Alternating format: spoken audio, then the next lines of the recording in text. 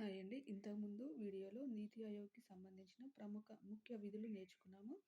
ఇప్పుడు నీతి ఆయోగ్‌లోని సంస్థాగత నిర్మాణం మరి అందులో ఉండే సభ్యుల గురించి నేర్చుకుందాం. ఫస్ట్ వన్, నీతి ఆయోగ్ అధ్యక్షుడు ఎవరండి? మన ప్రధాన మంత్రి. అలాగే ఉపాధ్యక్షుడు ఈయనను ఎవరు నియమిస్తారు? ప్రధానమంత్రి నియమిస్తారు.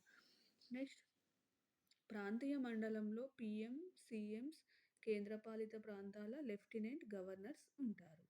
నెక్స్ట్, ప్రత్యేక ఆహ్వానితులుగా పీఎంచే నామినేట్ చేయబడిన అనుభవజ్ఞులు, నిపుణులు ఆయా రంగాలకు సంబంధించిన విధానాన్ని కలిగి ఉంటారు.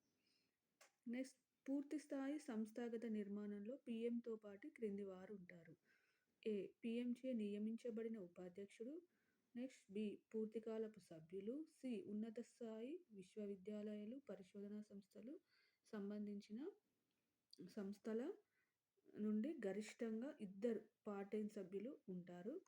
నెక్స్ట్, పీఎంచే నియమించబడిన 4 కేంద్ర మంత్రిమండలి సభ్యులు. వీరు ఎక్స్ అఫీషియో హోదాను కలిగి ఉంటారు. ఎవరు? ఈ నలుగురు కేంద్ర మంత్రులు. ఎవరు నియమిస్తారు? పీఎం. నెక్స్ట్, భారత ప్రభుత్వ సెక్రటరీ హోదాలో నిర్ణీత కాల పరిమితికి పీఎం చేత నియమించబడిన ప్రధాన కార్యనిర్వహణ అధికారి ఉంటారు. ఏ హోదాలో? ప్రభుత్వ సెక్రటరీ హోదాలో. నెక్స్ట్, అవసరమైన మేరకు సెక్రటేరియట్ ఉంటారు.